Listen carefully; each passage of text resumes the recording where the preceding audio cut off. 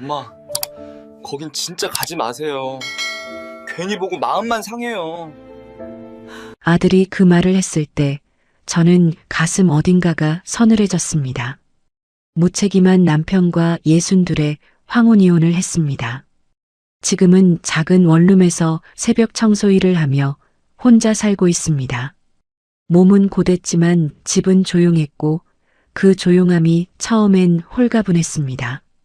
그런데 독감으로 며칠을 앓고 나니 마음이 흔들리기 시작했습니다.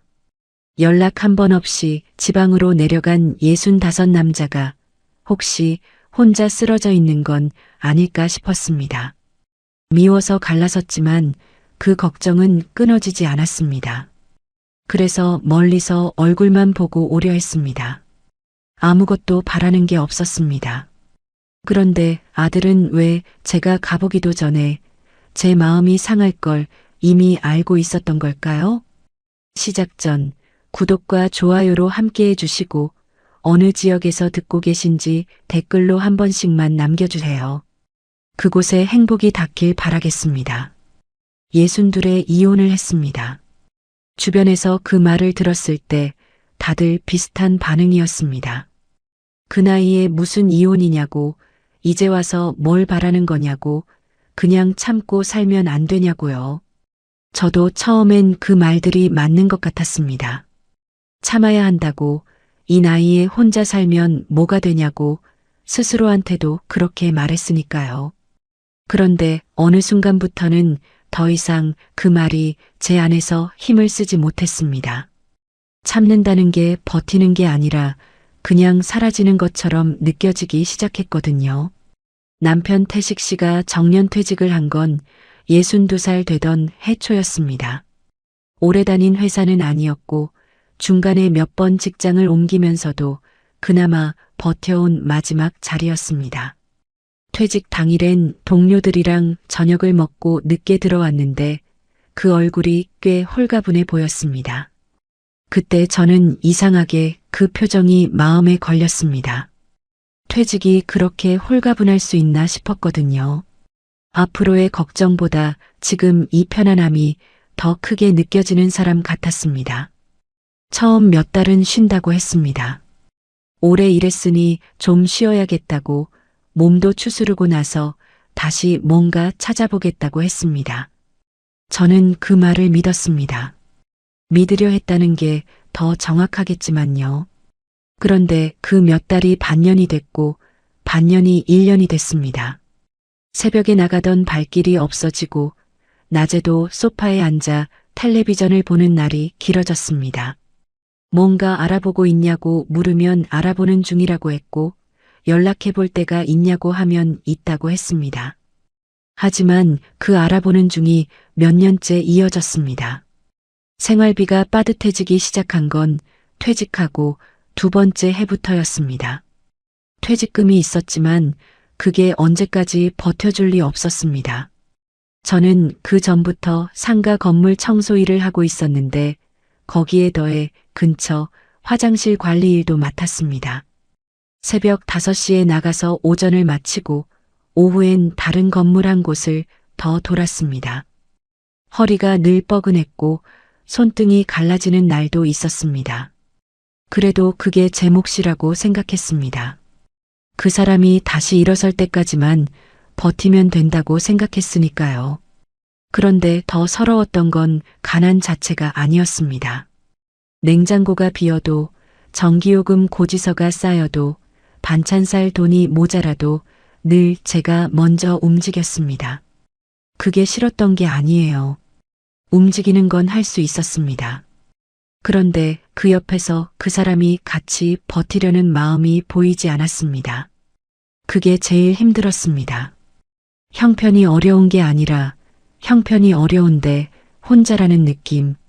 그 느낌이 쌓이는 게 제일 무거웠습니다.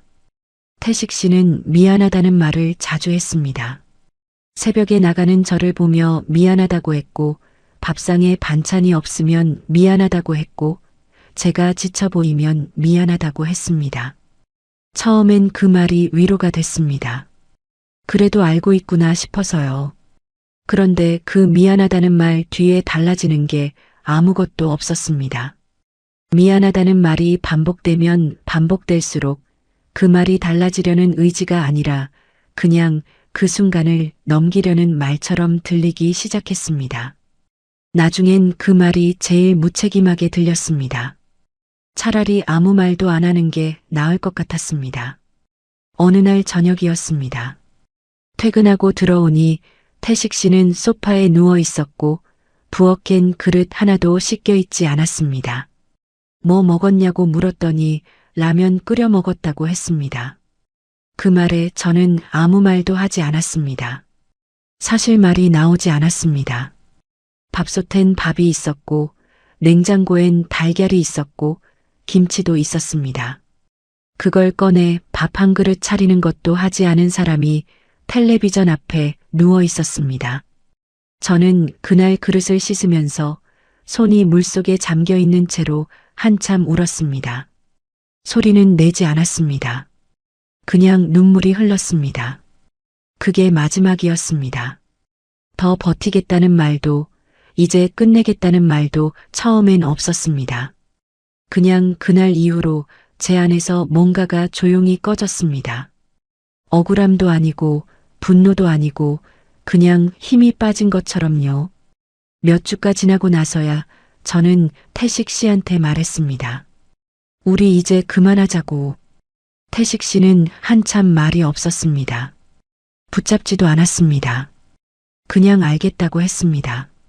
그 대답이 또 한 번 심장을 헛디디게 했지만 저는 그 순간 더 이상 흔들리지 않으려 했습니다. 재산이라고 해봐야 나눌 것도 별로 없었습니다. 전세 보증금에서 제 몫을 챙겨 나왔고 작은 원룸을 구했습니다. 짐을 옮기는 날 태식 씨는 거실에 서서 저를 바라봤습니다. 뭔가 말하려는 것 같았는데 끝내 아무 말도 하지 않았습니다. 저도 하지 않았습니다. 그렇게 문을 닫고 나왔습니다. 원룸은 좁았습니다. 창문 하나, 싱크대 하나, 침대 하나. 그게 전부였습니다. 처음 며칠은 그 공간이 어색했습니다. 그런데 이상하게 몸이 먼저 편해졌습니다. 새벽에 나가도 눈치 볼 사람이 없었고 들어와서 아무 말 없이 누워도 됐습니다. 그 조용함이 홀가분했습니다. 아, 내가 얼마나 긴장하면서 살았나 싶었습니다. 그런데 시간이 지나자 이상하게 마음 한구석이 자꾸 허전해졌습니다.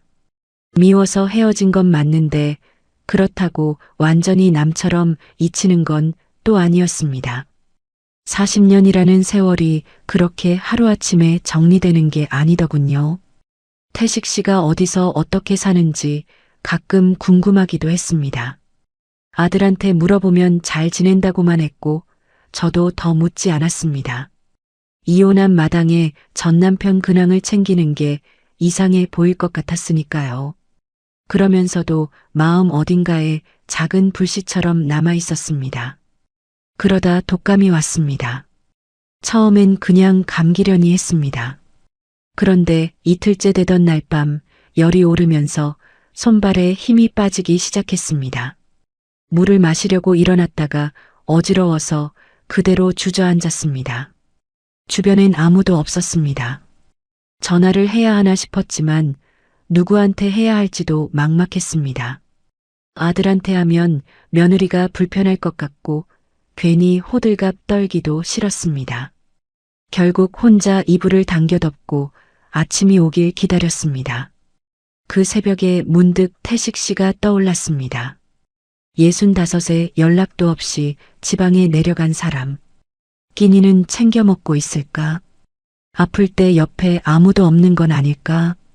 제가 그 새벽에 느낀 그 막막함을 그 사람도 혼자 견디고 있는 건 아닐까요? 미움과 걱정은 같이 있을 수 있더군요. 그 두 가지가 이상하게 공존했습니다. 몸이 조금 나아지자 저는 결국 마음을 굳혔습니다. 한 번만 가보자고. 붙잡으러 가는 것도 아니고 따지러 가는 것도 아닙니다. 멀리서 얼굴만 보고 그냥 살아있는지 확인하고 돌아오면 된다고 생각했습니다. 그것만으로 충분하다고 생각했습니다. 그때만 해도 저는 정말 몰랐습니다. 제가 걱정해서 찾아가는 그 길 끝에 저만 빠진 채 이미 다 끝난 가족의 판이 기다리고 있을 줄은요. 왜 아들은 아버지 얘기만 나오면 자꾸 말을 흐렸을까요? 아들한테 말을 꺼낸 건 몸이 어느 정도 나아지고 나서였습니다. 전화를 하면서도 어떻게 말해야 할지 한참 생각했습니다. 전 남편 근황을 묻는 게 이상하게 들릴 수도 있었고 괜히 아들 입장을 곤란하게 만드는 것 같기도 했습니다. 그래서 처음엔 그냥 안부 전화처럼 시작했습니다. 요즘 어떻게 지내냐고, 손주는 잘 크고 있냐고, 밥은 잘 먹고 있냐고요. 아들은 늘 그렇듯 짧게 대답했습니다. 잘 지낸다고, 바쁘다고, 별일 없다고. 그러다 제가 슬쩍 꺼냈습니다. 아버지 요즘 어떻게 지내는지 아느냐고요. 전화기 너머로 잠깐 침묵이 흘렀습니다. 짧은 침묵이었는데 그게 이상하게 길게 느껴졌습니다. 아들은 곧 대답했습니다. 잘 지내겠지, 뭐. 그 말투가 너무 가볍게 넘어가는 것 같았습니다. 잘 지낸다가 아니라 잘 지내겠지였으니까요. 직접 알고 있는 사람의 말이 아니라 모르는 척하는 사람의 말처럼 들렸습니다. 저는 그냥 넘길 수도 있었는데 그날따라 그게 마음에 걸렸습니다. 혹시 연락하고 지내냐고 다시 물었습니다. 아들은 가끔 한다고 했습니다. 그러면서 빠르게 말을 돌렸습니다. 엄마는 몸은 다 나아졌냐고, 요즘 일은 어떠냐고요.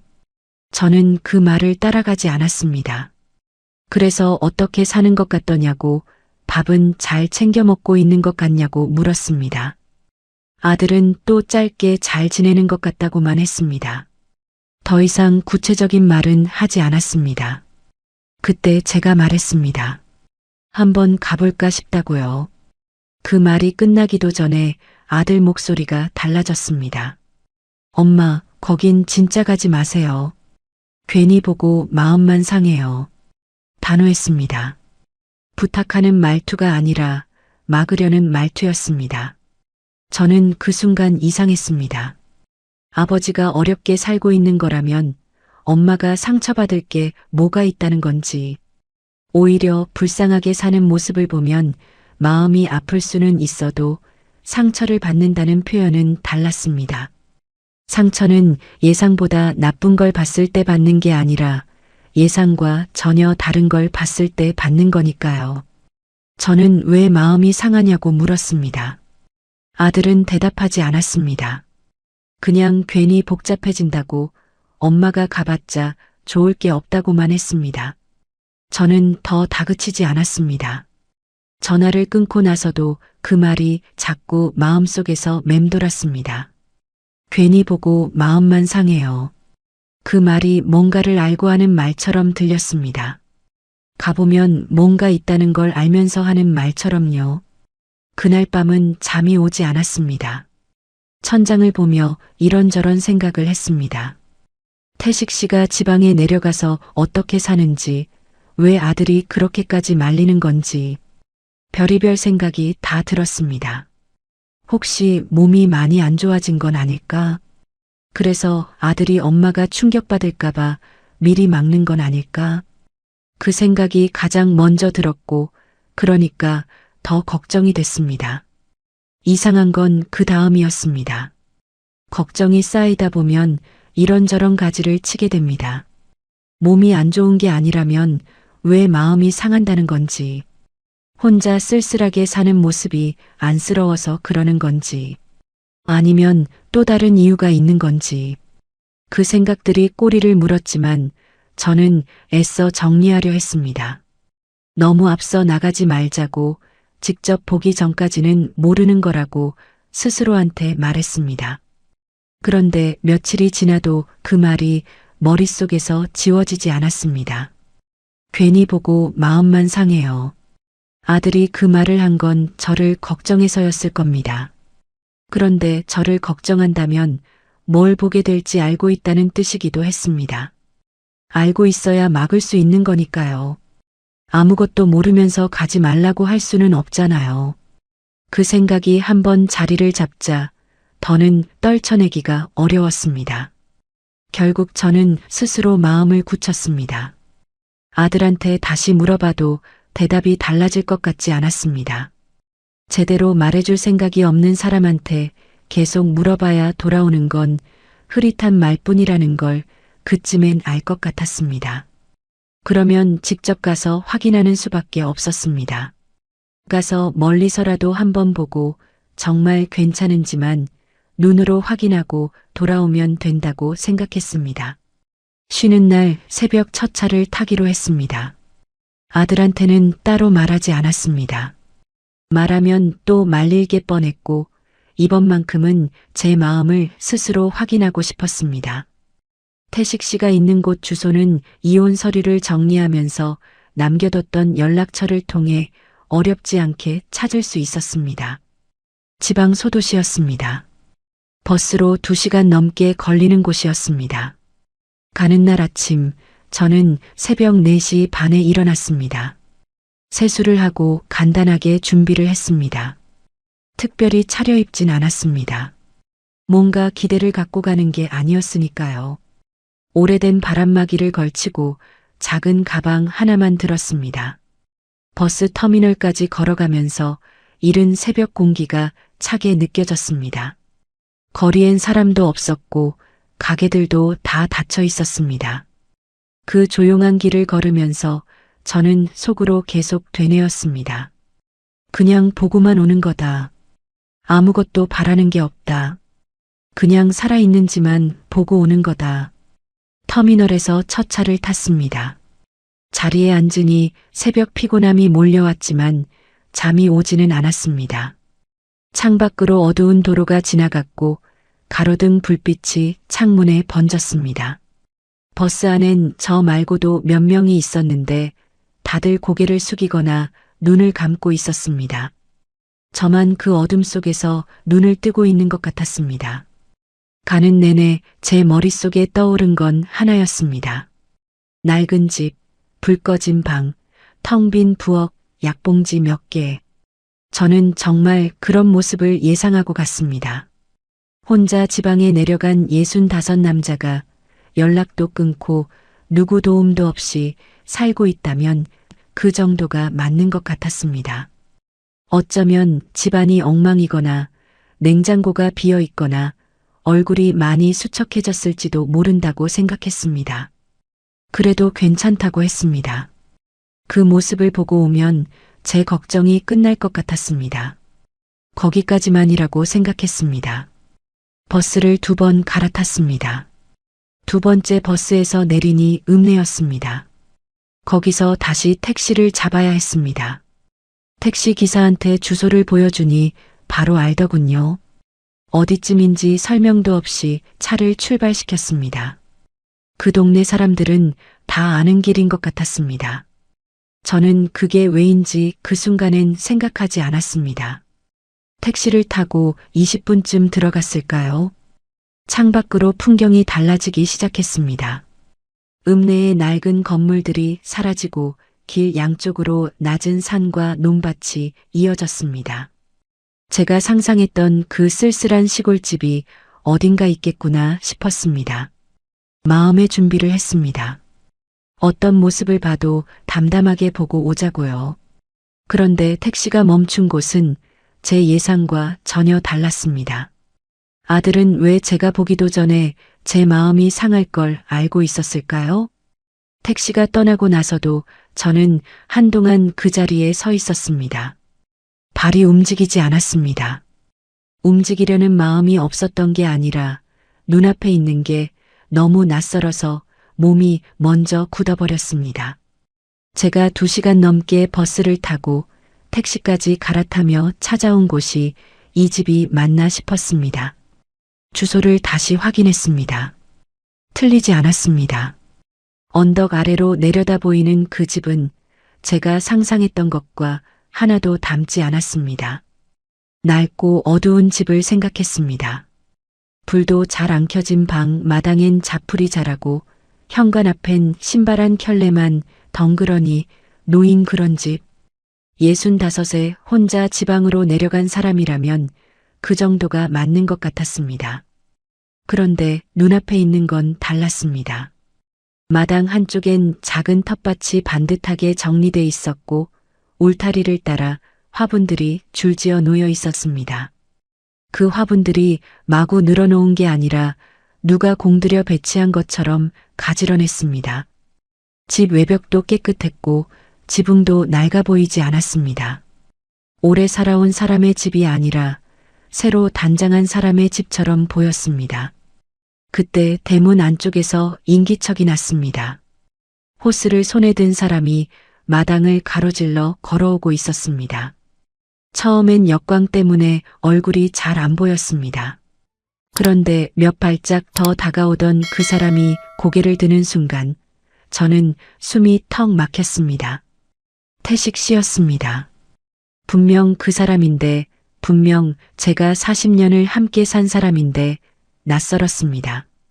제가 알던 그 사람은 소파에 늘어져 있거나 밥상 앞에서 멍하니 앉아 있거나 아니면 미안하다는 말을 입에 달고 사는 사람이었습니다. 그런데 지금 눈앞에 있는 사람은 달랐습니다. 단정한 작업복을 입고 있었고 얼굴빛이 좋았습니다. 헬쑥하거나 수척한 기색이 없었습니다. 오히려 살이 조금 오른 것도 같았습니다. 햇볕을 맞으며 마당에 물을 주는 그 모습이 어색하지 않았습니다. 오래 이렇게 살아온 사람처럼 자연스러웠습니다. 저는 대문 안으로 한 발도 들어가지 못하고 그 자리에 서 있었습니다. 그때 마당 한쪽에서 또 다른 인기척이 들렸습니다. 처음엔 시야 가장자리로 스쳤습니다. 텃밭 옆에 쪼그려 앉아 무언가를 다듬고 있는 사람이 있었습니다. 상추 같은 걸 뜯고 있는 것 같았습니다. 여자였습니다. 50대 후반쯤 돼 보였고 머리를 단정하게 묶고 있었습니다. 그 여자가 태식 씨 쪽을 향해 자연스럽게 일어서더니 두 마디 세 마디 말을 건넸습니다.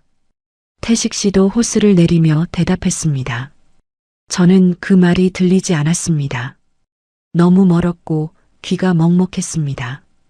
그런데 그 둘 사이의 거리가, 그 움직임이, 그 눈빛의 방향이 다 말해주고 있었습니다. 오래 함께 산 사람들의 몸짓이었습니다. 서로를 향해 몸을 돌리는 방식, 말을 주고받는 속도, 상대가 움직이면 자연스럽게 공간을 내어주는 그 흐름.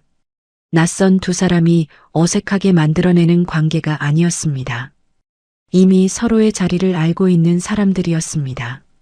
저는 그걸 보는 순간 다리에 힘이 빠졌습니다.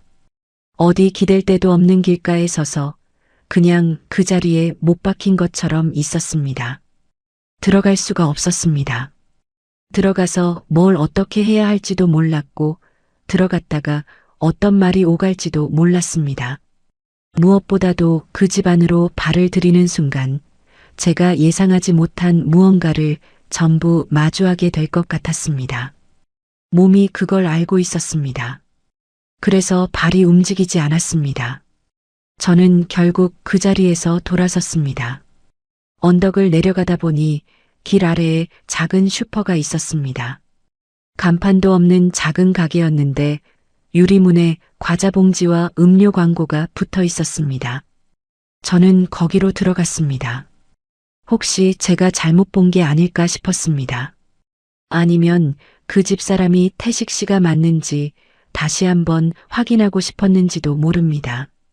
물 한 병을 집어들고 계산을 하면서 저는 주인한테 조심스럽게 물었습니다. 언덕 위에 있는 전원주택에 사는 분이 혹시 강 씨냐고요. 슈퍼 주인은 아무렇지도 않게 대답했습니다. 아, 강 사장님 댁 찾으세요? 아들 네 식구도 자주 와요. 주말엔 손주 뛰노는 소리가 얼마나 크게 들리는데요. 저는 그 말을 듣는 순간 심장이 아래로 쑥 내려앉는 것 같았습니다. 아들 네 식구도 자주 온다고요. 주말엔 손주 뛰노는 소리가 들린다고요. 저는 물 한 병을 손에 쥔 채 슈퍼 문 앞에 서 있었습니다. 말이 나오지 않았습니다. 슈퍼 주인은 제 표정을 보지 못했는지 아니면 봤어도 신경 쓰지 않았는지 계속 말을 이었습니다.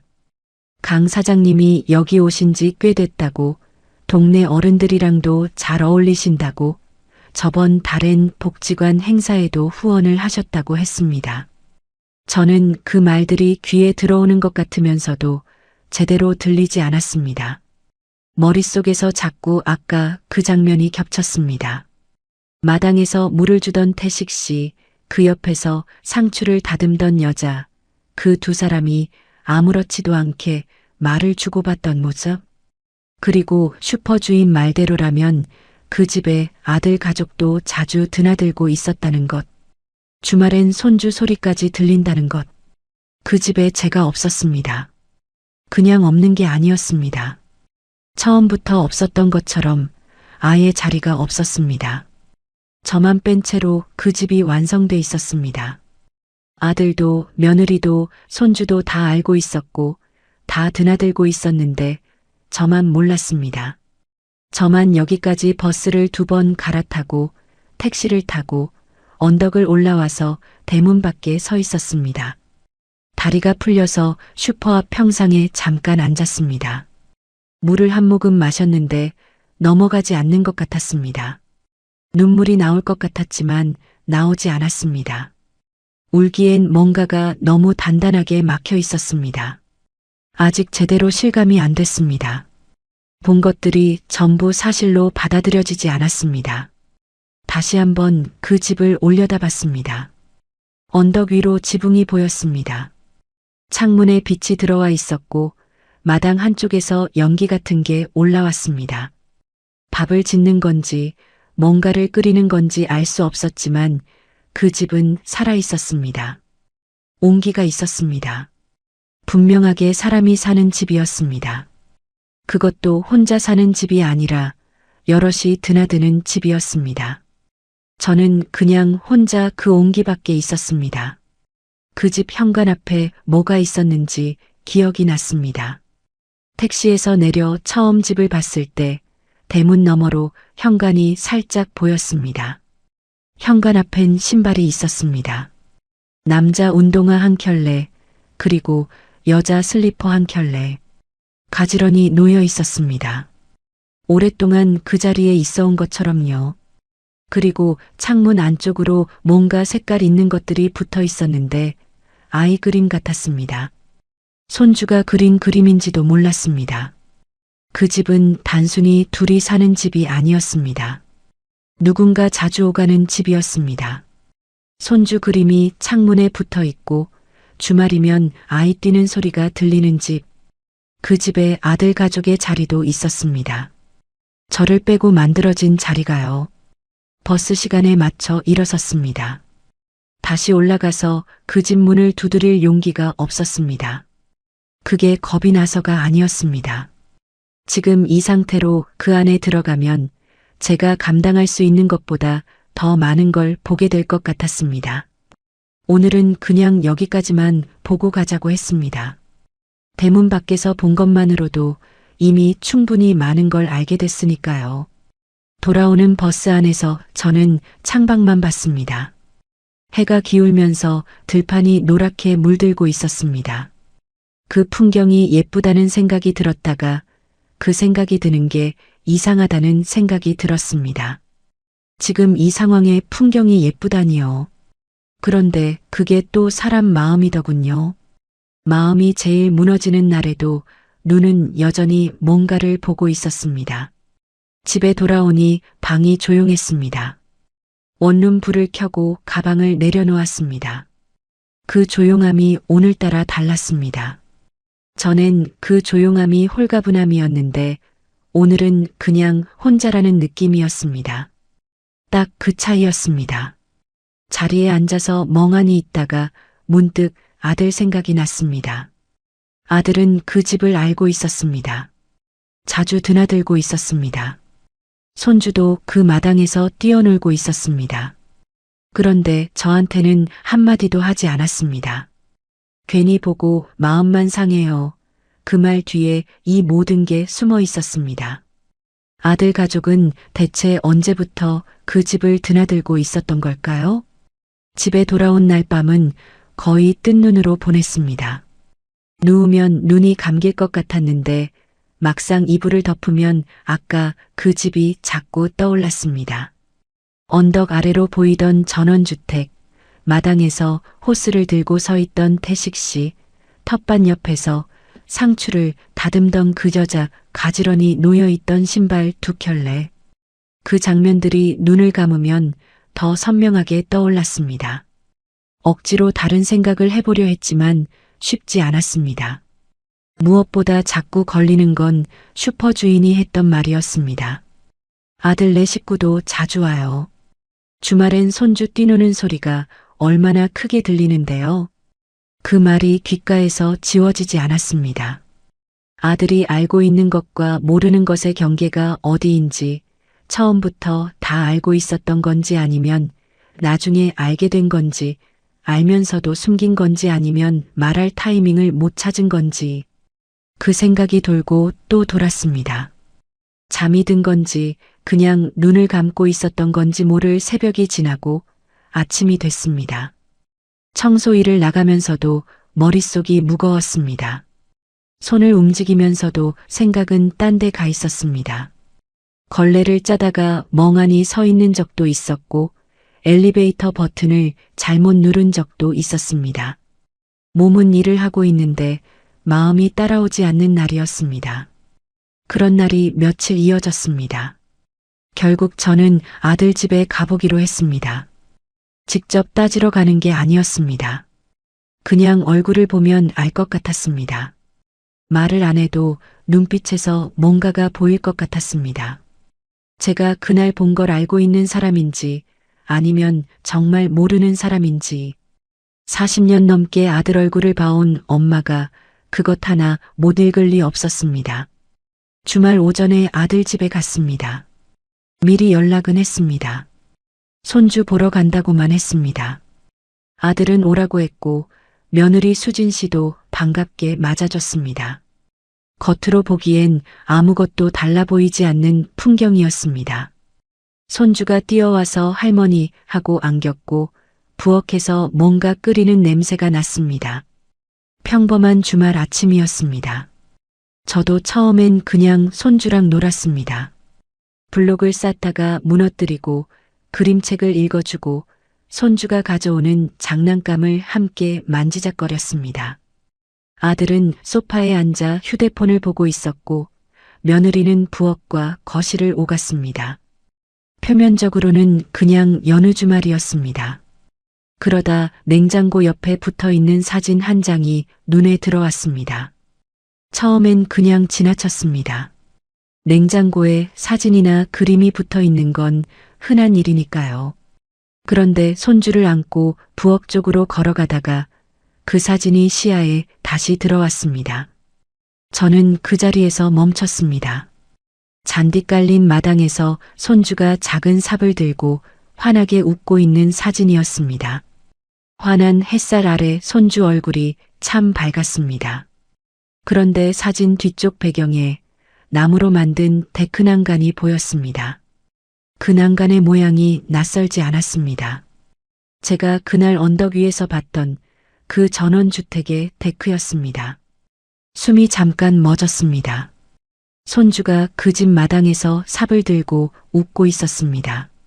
사진 속 손주 표정이 너무 해맑았습니다. 처음 가는 낯선 집에서 노는 아이의 표정이 아니었습니다.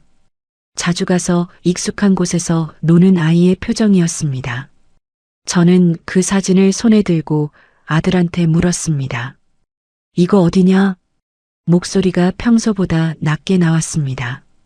화를 낸 게 아니었는데 그 짧은 말에 뭔가가 담겨 있었나 봅니다. 아들이 고개를 들었고 제 손에 들린 사진을 보는 순간 표정이 굳었습니다. 소파에서 일어서려다 멈추는 것 같았습니다. 부엌에 있던 며느리도 그 순간 하던 손을 멈췄습니다. 설거지 소리가 딱 끊겼습니다. 그 짧은 정적이 모든 걸 말해줬습니다. 아무 말하지 않아도 됐습니다. 두 사람 다 알고 있었습니다. 그 집이 어딘지, 그 사진이 어디서 찍혔는지, 그게 무슨 의미인지 다 알면서 지금까지 저한테 말하지 않았습니다. 아들은 한참 뒤에야 입을 열었습니다. 엄마, 괜히 복잡하게 만들지 마세요. 그 말을 듣는 순간 가슴이 막혔습니다. 복잡하게 만들지 말라고요. 이게 복잡한 게 맞긴 합니다. 그런데 복잡하게 만든 게 누구냐고 묻고 싶었습니다. 저는 아무것도 한 게 없었습니다. 그냥 몰랐을 뿐이었습니다. 저만 빼고 다들 알고 있었고, 저만 빼고 그 집을 드나들고 있었는데, 그걸 이제 와서 물어보는 제가 복잡하게 만드는 사람이 되는 건지요. 저는 목소리를 높이지 않으려 했습니다. 그 자리에서 소리를 지르면 아무것도 들리지 않는다는 걸 알고 있었습니다. 그래서 최대한 차분하게 물었습니다. 저 집이 어디냐고. 아버지가 거기서 누구랑 사는 거냐고. 왜 나한테 한마디도 안 했냐고. 아들은 시선을 피했습니다. 바닥을 보거나 옆을 보거나 제 눈을 똑바로 보지 않았습니다. 그러면서 말했습니다. 잘 지내신다고, 이제는 엄마가 모르는 게 낫다고, 알아봤자 상처만 받는다고. 그 말들이 연달아 나왔습니다. 마치 미리 준비해둔 것처럼요. 저는 그 말을 들으면서 오히려 더 차가워졌습니다. 상처받을 걸 알고 숨긴 거라면 그건 저를 배려한 게 아니었습니다. 그냥 마주하기 싫어서 피한 거였습니다. 며느리는 그 자리에서 말이 없었습니다. 부엌에서 거실로 나오긴 했는데 아들 뒤에 서서 시선을 내리깔고 있었습니다. 뭔가 알고 있는 표정이었습니다. 그런데 말하지 않으려는 표정이기도 했습니다. 아들과 미리 얘기가 돼 있는 것 같기도 했습니다. 엄마가 물어보면 이렇게 하자고, 이성까지만 말하자고. 며느리 입장에선 시아버지 일이고 시어머니한테 말해봤자 불편해지는 건 자기들이라는 걸 알고 있는 사람의 태도였습니다. 저는 더 다그치지 않았습니다. 어차피 그 자리에서 다 말해줄 사람들이 아니었습니다. 억지로 끌어내봤자 나오는 건 흐릿한 말뿐이고 저만 감정이 더 뒤엉킬 것 같았습니다. 그래서 손주를 한 번 더 안아주고 밥을 간단히 먹고 일어섰습니다. 아들은 배웅하러 나오면서 조심스럽게 말했습니다. 엄마, 아버지 일은 그냥 내버려 두는 게 낫다고요. 그 말이 오히려 마음에 박혔습니다. 내버려 두라는 말은 이미 다 정리가 됐다는 말이었습니다. 제가 끼어들 자리가 없다는 말이었습니다.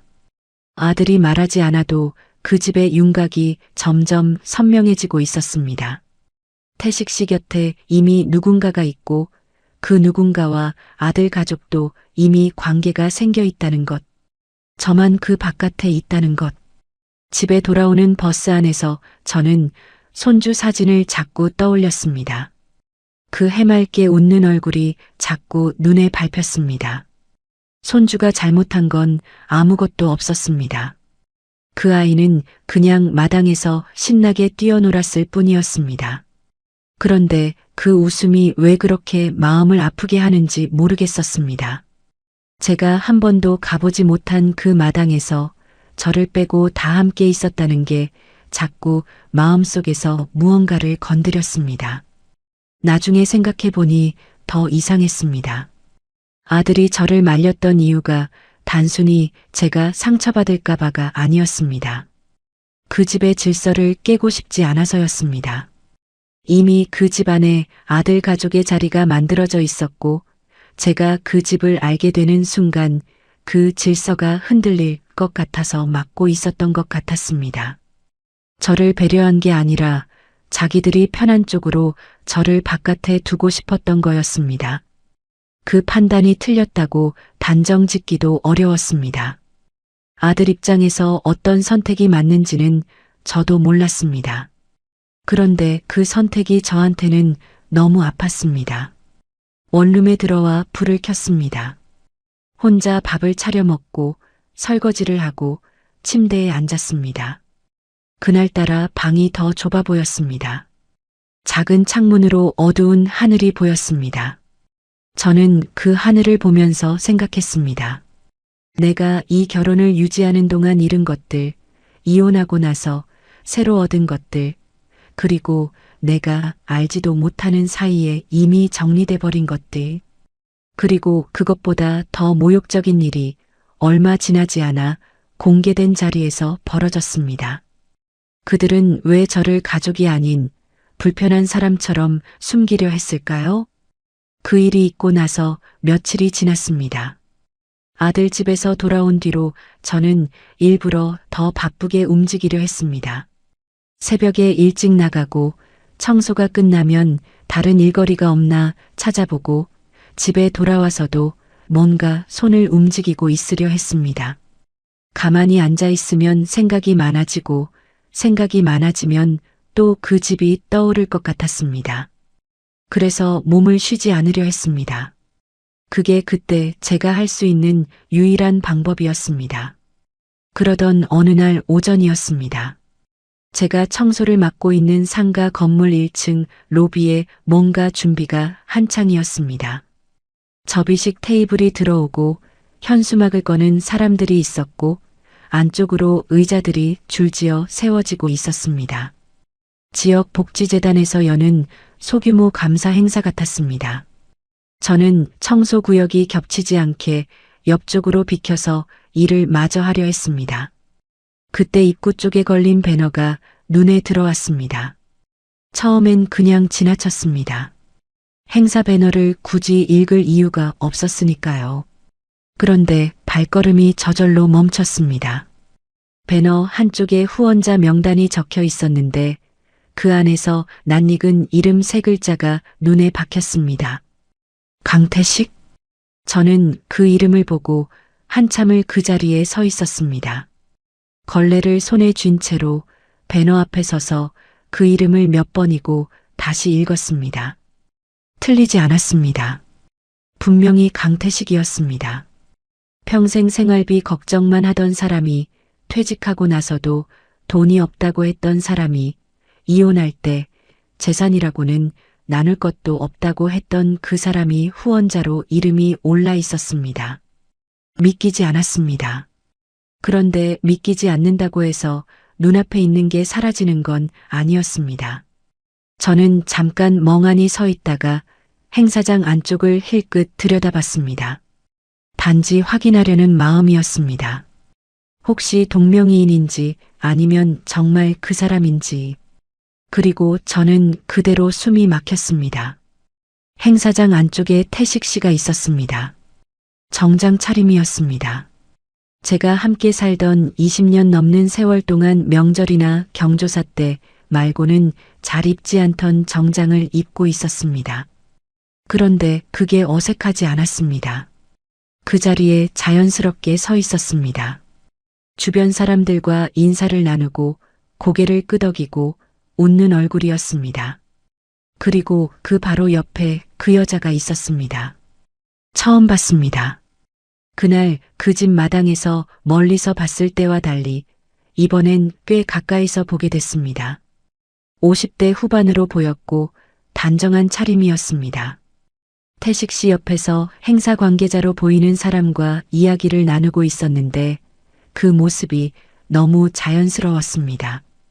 태식 씨 일정을 같이 챙기는 사람처럼 이 자리에 함께 오는 게 당연한 사람처럼 서 있었습니다. 두 사람은 행사장 안에서 나란히 움직였습니다. 자리를 안내받을 때도 같이 움직였고 누군가와 인사를 나눌 때도 자연스럽게 나란히 섰습니다. 사람들은 그 둘을 함께 대했습니다. 따로 설명하거나 소개하지 않아도 이미 다 아는 사이처럼요. 그 장면 자체가 저한테는 하나의 대답이었습니다. 그리고 행사장 뒤쪽에 아들과 며느리, 손주가 앉아 있었습니다. 그 순간 저는 비로소 전체 그림이 보였습니다. 태식 씨, 그 여자, 아들 가족. 그 사람들이 한 공간에 자연스럽게 있었습니다. 어색하거나 불편한 기색이 없었습니다. 이미 여러 번 이런 자리를 함께한 사람들처럼 보였습니다. 그 집이 단순히 전 남편이 새 여자랑 사는 집이 아니었습니다. 아들 가족까지 이미 그 안에 들어가 있는 완성된 새 가족의 공간이었습니다. 그리고 저는 그 바깥에 서 있었습니다.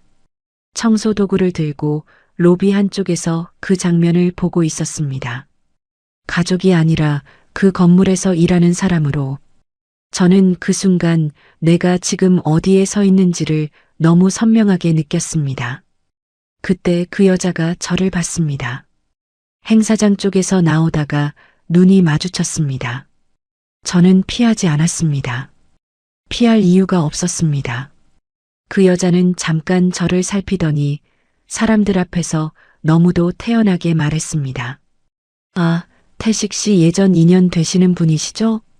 목소리가 낮지도 않았습니다. 주변에 사람들이 있는 자리에서 한 말이었습니다. 예전 인연. 그 단어가 귀에 들어오는 순간 저는 아무 말도 하지 못했습니다. 할 말이 없어서가 아니었습니다. 너무 많아서였습니다. 예전 인연이라니요. 40년을 함께 살았습니다. 새벽마다 일어나 밥을 차렸고 아픈 날에도 출근했고 생활비가 모자라면 제가 더 일했습니다.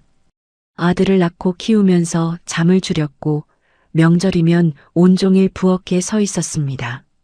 그 세월이 예전 인연 네 글자로 정리됐습니다. 그것도 사람들 앞에서 너무 가볍게. 손이 차가워졌습니다. 화가 났는지 서러웠는지 모욕감인지 딱 잘라 말하기 어려웠습니다. 그냥 여러 가지가 한꺼번에 올라왔습니다. 목이 잠기는 것 같았습니다.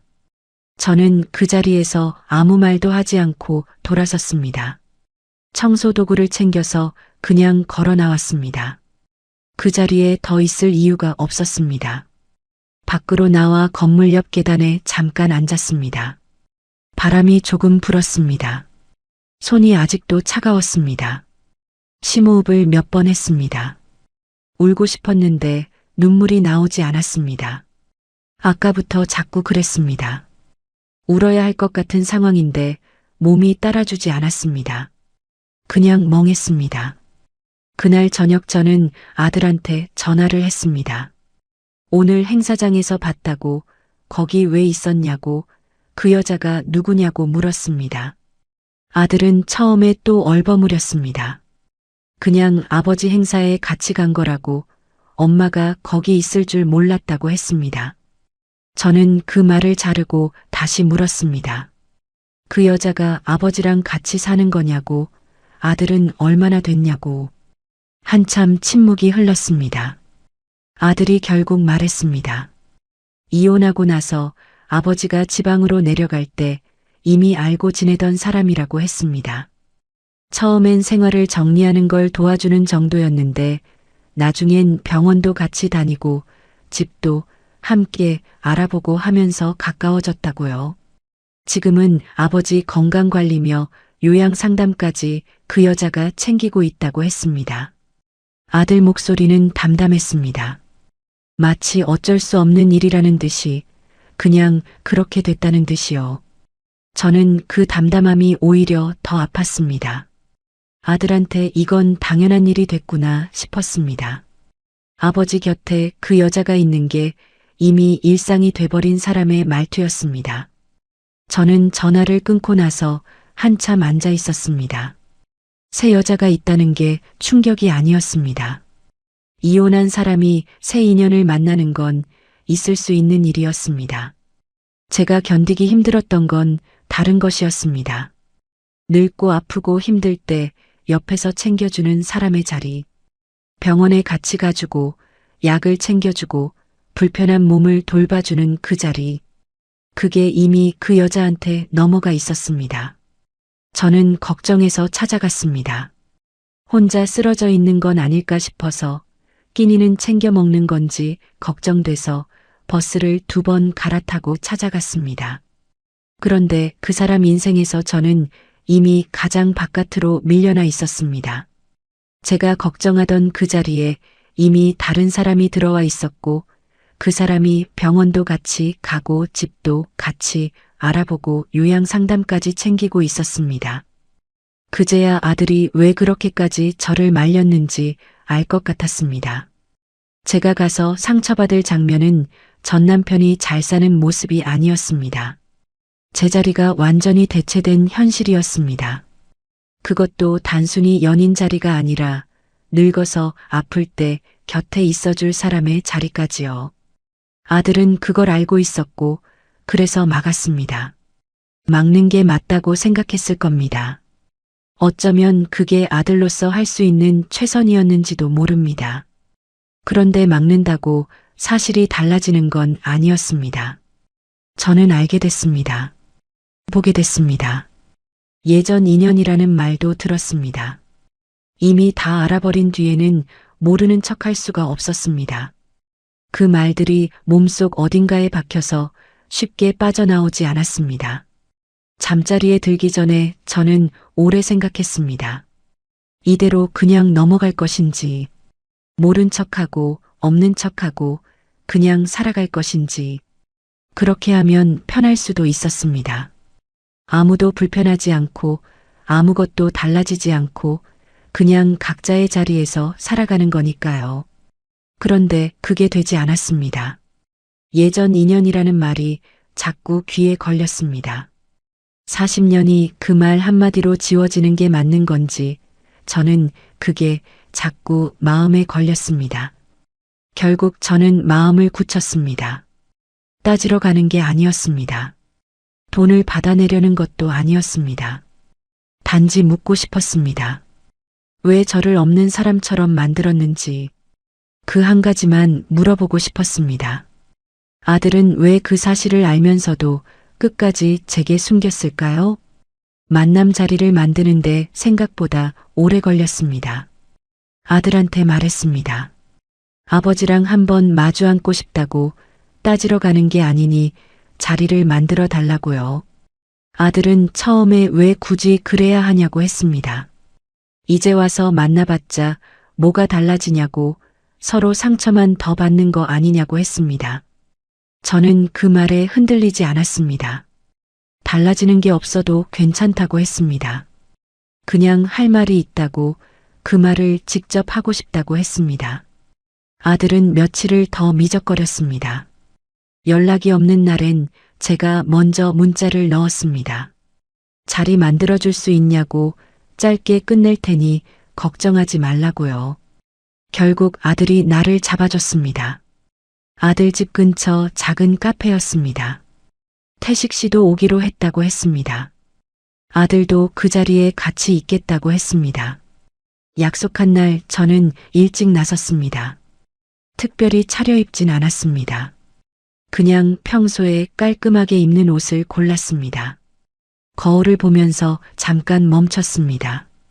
62에 이혼하고 작은 원룸에서 새벽 청소 일을 하며 살고 있는 여자.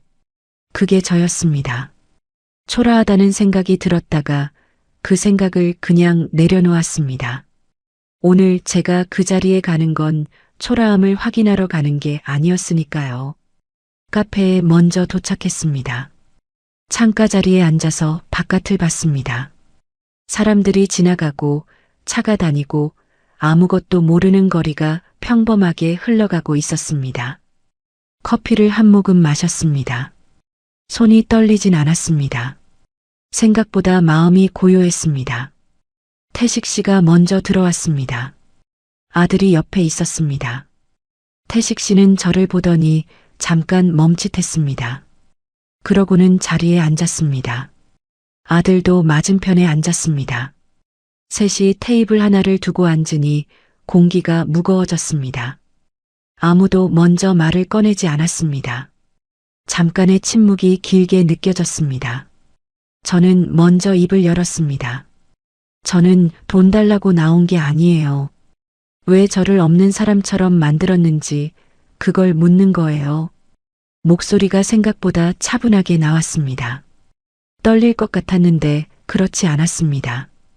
그 말을 꺼내기까지 며칠을 혼자 되뇌었기 때문인지 아니면 이미 너무 많은 걸 겪어서 감각이 무뎌진 건지 모르겠습니다. 그냥 그 말이 나왔습니다. 카페 안이 조용해졌습니다. 태식 씨는 테이블 위에 올려놓은 손을 내려다봤습니다. 아들은 시선을 창밖으로 돌렸습니다. 저는 그 침묵을 깨지 않고 기다렸습니다. 서두를 이유가 없었습니다. 태식 씨가 먼저 말했습니다. 미안하다고 했습니다. 자기도 새로 살 길을 찾다 보니 그렇게 됐다고, 선혜 씨가 현실적으로 많이 도와줘서 가까워졌다고 했습니다. 말투가 낮았습니다. 예전처럼 미안하다는 말을 가볍게 넘기는 투가 아니었습니다. 그래도 저는 그 말이 모든 걸 설명해 준다고 느끼지 않았습니다. 저는 고개를 끄덕이지 않았습니다. 새 인연이 생긴 거, 그분이 태식 씨를 챙기는 거, 그건 뭐라고 할 수 없어요. 이혼한 사람이니까요. 그런데 저는 그게 아니에요. 말을 잠깐 멈췄습니다. 어떻게 이어가야 할지 머릿속으로 정리하면서요. 저만 빼고 다 알고 있었던 것. 아들 가족까지 그 집을 드나들면서 저한테는 끝까지 숨긴 것. 사람들 앞에서 저를 예전 인연이라고 정리해버린 것. 그건 달라요. 태식 씨는 고개를 숙였습니다. 아들은 그제야 창밖에서 시선을 걷었습니다. 저와 눈이 마주쳤는데 뭔가 할 말이 있는 것 같은 얼굴이었습니다. 잠시 후 아들이 천천히 입을 열었습니다. 엄마가 늘 강한 줄 알았다고 했습니다. 이런 현실을 알게 되면 분명 크게 화를 낼 것 같았다고, 그러면 관계가 다 복잡해질 것 같아서 피하고 숨겼다고 했습니다. 그러면서 목이 조금 잠기는 것 같았습니다. 이제는 엄마가 왜 그렇게 아플 수밖에 없었는지 조금은 알겠다고 했습니다. 그 말을 듣는데 오히려 허탈했습니다. 강해 보인다는 이유로 제 마음은 없는 사람 취급을 받은 거였으니까요. 강하다는 말이 무적이라는 말은 아니었습니다. 새벽에 혼자 일어나서 청소 나가고, 아파도 쉬지 않고, 생활비 모자라면 더 벌러 나가고, 그러면서도 가족한테 내색 안 하고 버텼던 게 강한 거라면 그 강함 덕분에 제 마음은 안 물어봐도 되는 마음이 됐던 겁니다. 그게 제일 서러웠습니다. 저는 잠깐 숨을 고르고 나서 다시 말했습니다. 나는 그 사람이 잘 사는 게 억울한 게 아니에요. 잘 살면 잘 사는 거지. 그걸 배 아파하러 여기 온 게 아니에요. 내가 힘든 건 내가 걱정하면서 찾아간 사이에 나만 빠진 채로 가족의 판이 다시 짜여 있었다는 거예요. 그게 견디기 힘들었어요. 말하면서 목이 약간 잠겼습니다. 그래도 끝까지 말했습니다. 사람들 앞에서 예전 인연이라는 말, 그거 들었을 때 저 진짜 아무 말도 못했어요. 40년이 그 한마디였으니까요. 태식 씨가 눈을 감았습니다. 잠시 후 다시 눈을 뜨면서 고개를 숙였습니다. 정말 미안하다고 했습니다. 그 말투는 예전과 달랐습니다. 예전엔 그 미안하다는 말이 그 순간을 넘기는 방패처럼 느껴졌는데 이날은 달랐습니다. 그렇다고 그 말이 모든 걸 되돌리는 건 아니었습니다. 되돌릴 수 있는 것들이 아니었으니까요. 그래도 그 말은 이전과 결이 달랐습니다. 아들도 고개를 숙였습니다. 저는 그 자리에서 더 이상 감정을 풀어놓지 않았습니다. 할 만큼 했다고 생각했습니다. 울거나 소리치거나 하지 않았습니다. 그냥 할 말을 했습니다. 그것만으로도 충분했습니다. 대신 마지막으로 한 가지만 분명히 했습니다. 앞으로 어디서든 저를 없는 사람처럼 말하지 말아요. 사람들 앞에서든 손주 앞에서든 어디서든 40년을 함께 산 사람이라는 사실까지 지워버리진 말아요. 그것만 지켜줘요. 태식 씨가 알겠다고 했습니다. 아들도 고개를 끄덕였습니다. 짧은 대답이었지만 저는 그걸로 됐다고 생각했습니다. 더 많은 걸 받아내려 한 게 아니었으니까요. 저는 처음부터 그 한 가지만 원했습니다. 사람 취급. 그게 전부였습니다. 카페를 나오면서 공기가 달랐습니다.